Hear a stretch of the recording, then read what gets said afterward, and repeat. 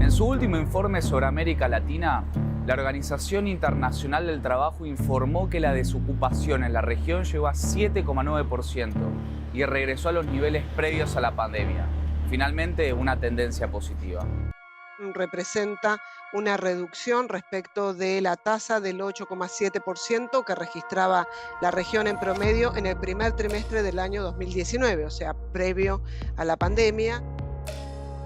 Al mismo tiempo, la propia OIT advirtió que el panorama puede volver a empeorar con mayor informalidad y pobreza laboral. Según el organismo, este fenómeno es impulsado por el bajo crecimiento económico de la región y la crisis global que frena la recuperación latinoamericana.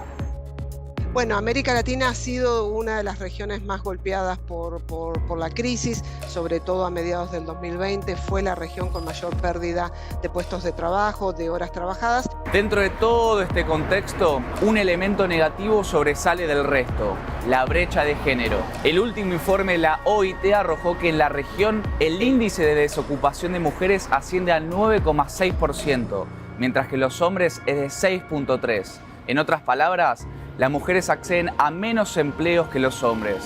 ¿Cuáles son los motivos?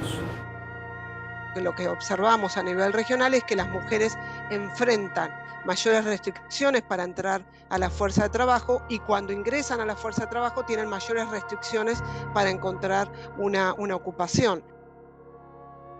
A mediados más o menos del siglo pasado hay un aluvión de mujeres que empiezan a insertarse en el mercado laboral y en esa participación hay un montón de adaptación que no llega a concretarse para lograr condiciones de igualdad. Principalmente el hecho de que este aumento en la participación no se da en consonancia con una redistribución de las tareas de cuidados.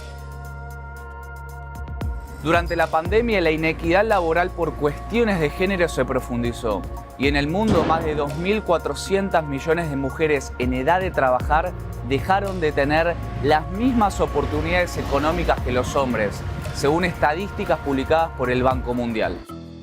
La pandemia recrudeció todas las desigualdades que ya se venían dando. Se dice también de que se perdieron muchos años de avances en materia de igualdad de género.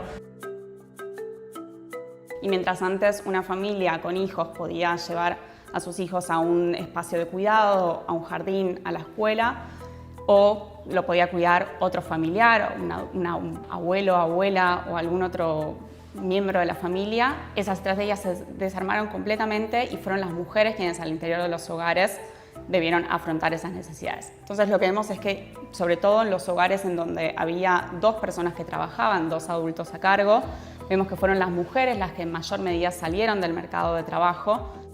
Sobre todo pensemos que los sectores más golpeados por la pandemia, que es el turismo y el servicio doméstico, están feminizados, emplean muchas mujeres. Mayoría en las universidades, pero minoría en el empleo. La Organización del Trabajo identificó que las mujeres jóvenes son las que más dificultades tienen para acceder a un empleo e incluso duplican la tasa comparada con los hombres adultos.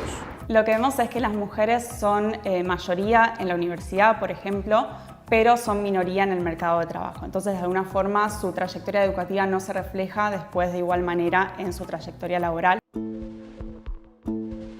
Pero si de falencias hablamos, al desempleo hay que sumarle la informalidad, otro de los males que afecta más a las mujeres que a los hombres. Según los estudios de la Organización Internacional del Trabajo, para fin del 2021, 1 de cada 2 trabajadores en América Latina tenía un empleo informal y de esa cifra la mayoría eran mujeres. La informalidad laboral sigue siendo una de las características más importantes de los mercados de trabajo en toda la región. En Argentina y en América Latina lo que tiene la informalidad es que es un fenómeno estructural. Esto quiere decir que responde a una matriz productiva que es heterogénea y que hace que una gran parte de la población no pueda acceder a empleos de calidad o a la protección social y a otros derechos. Ese 50% de informalidad promedio es del orden del 80 o 90% en el caso del servicio doméstico. Entonces, claramente es un sector con fuerte concentración de informalidad laboral y que afecta a ciertos grupos de trabajadores en particular. En el caso concreto, mujeres de bajo nivel educativo. Chile, Argentina, Colombia y otros países de la región empiezan a impulsar medidas para terminar con esta desigualdad, aunque la rueda parece moverse muy lentamente.